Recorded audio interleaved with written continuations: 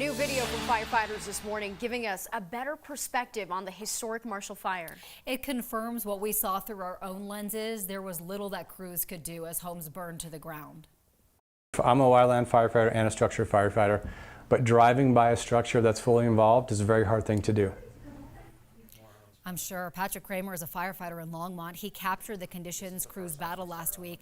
Kramer says embers were flying, falling down their backs, getting caught in their sleeves. They tried to do what they could, but at times they had to leave for their own safety. We are trained to put fires out, and house after house was catching fire and burning, whole neighborhoods. The winds kicked up, and it's either the house or us, and at that point it's the house. It was depressing, to be honest. To work so hard and to gain so little.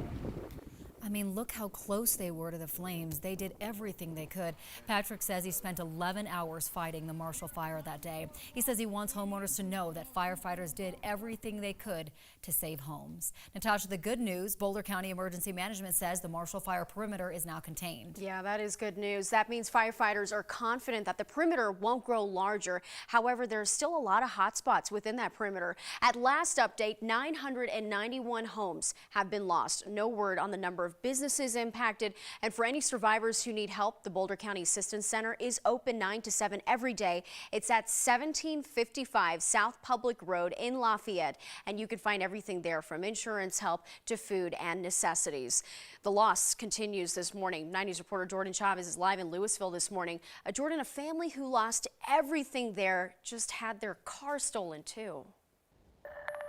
Yeah, this is really devastating and heartbreaking to talk about. Like so many people in this area, Ryan and Nicole Fazio had very little time to grab whatever they could before they and their 2 young children had to get to safety. They say they had about 20 minutes, and in that time they were able to grab 2 bags of clothes and several boxes of photos of Ryan's late mother. Well, now they are left without even just those few items after their car was stolen yesterday from the hotel that they were staying at in Westminster. The Westminster Police Department said the SUV was stolen sometime between 9:30 in the morning and noon on Tuesday. And we want to show you what that car looks like. So it's a 2002 red GMC Yukon Denali. It has Colorado plates and a bumper sticker that says proud parent of a U.S. Army soldier.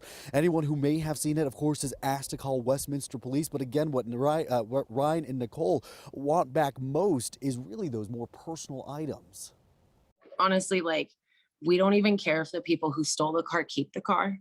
If you could just please drop the photos off at a police station, because it's literally all we have left of his mom. His mother is part of the reason why I am a good mom. And it breaks my heart that someone took the photos. I honestly don't even care about the car, even after losing everything.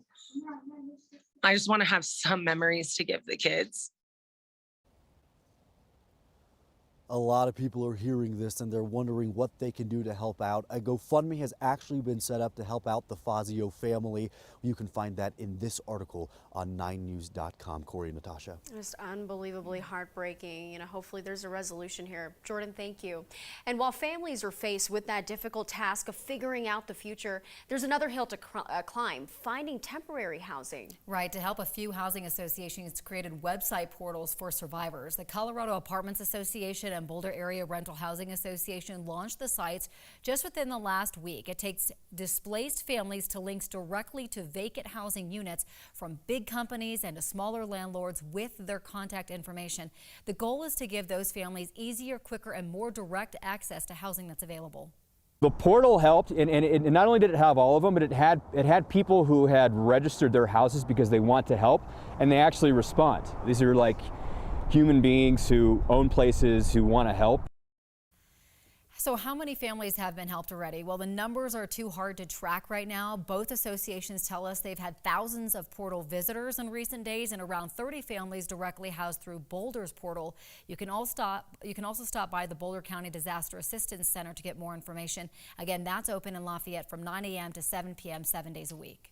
And if you're trying to figure out your insurance claims, Colorado's Division of Insurance recommends the following. File a claim as soon as possible. Request a copy of your policy. Your insurance company must provide it within 3 business days. The state says read it, understand your benefits and how to access them. Keep count of as much as possible, things like receipts, pictures, videos. And if your home is a total loss, the company must provide at least 30% of your contents coverage. RTD says anyone who parked at US 36 and McCaslin Park and Ride can return to get their cars, but you have to enter the area at the corner of McCaslin Boulevard and Marshall Road. You should be prepared to temporarily give up a driver's license or other ID to the National Guard troops to be granted entrance, but don't worry, you're going to get that card back once you leave. And if you want to help survivors of the Marshall Fire, monetary donations are preferred for now. Boulder County officials say once they have a donation site, then they'll start to accept those physical items. So for now, they have no place to put them. And that's why we want you to donate monetarily online. It's easy to donate. Just take out your phone, scan the QR code on your screen, or text the word thanks to 303-871-1491 to join in giving to the Boulder County Wildfire Fund. And we want to thank you for your generous support for this fund. Officials now report more than $12 million has been donated to that fund from more than 43,000 donors. And of the $12 million, our viewers right here on 9 News contributed $1.7 million. If you're curious, the money is being distributed through the DAC, which officials described as a one-stop shop to get all kinds of resources. The amount of aid available varies by family size and need.